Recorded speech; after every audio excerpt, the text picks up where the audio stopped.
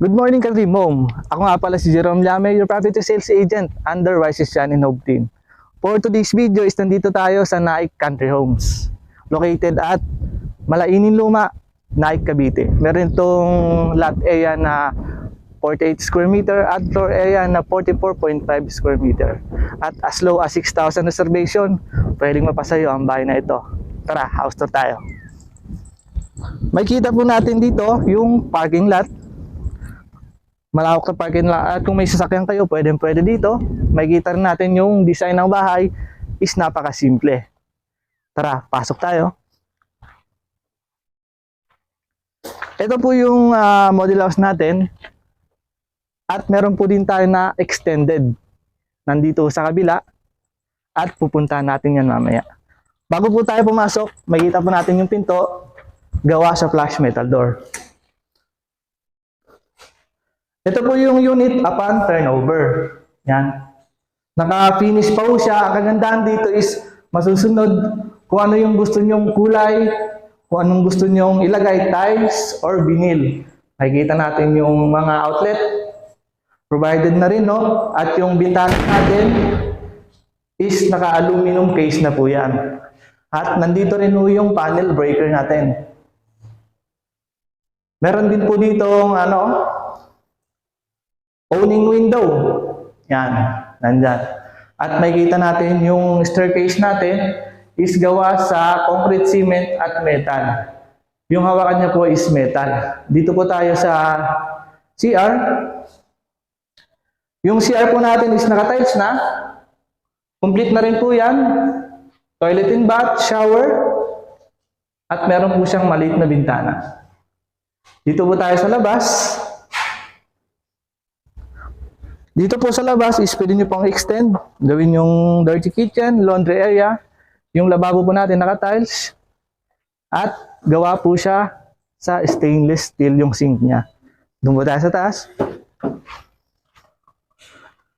Bago po tayo umakyat, makikita po natin yung slab natin is made by steel deck. Kaya sigurado ka na matibay. Tara. Dito po tayo sa second floor.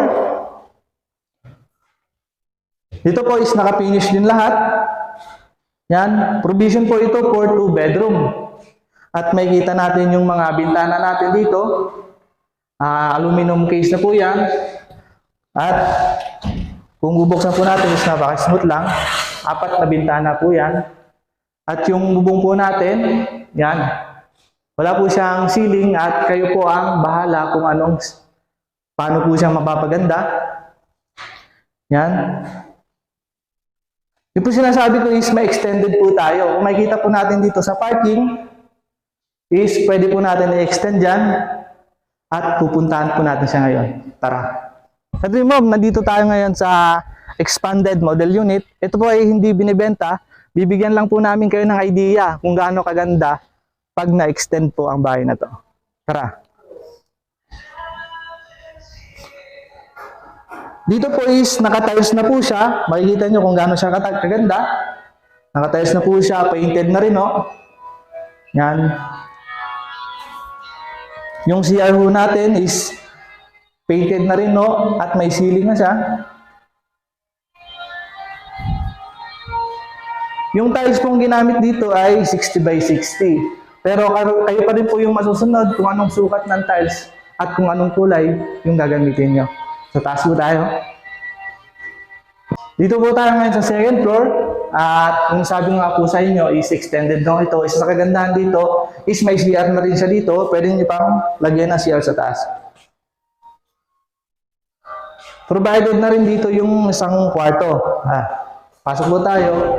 At nilagyan na rin siya ng balcony.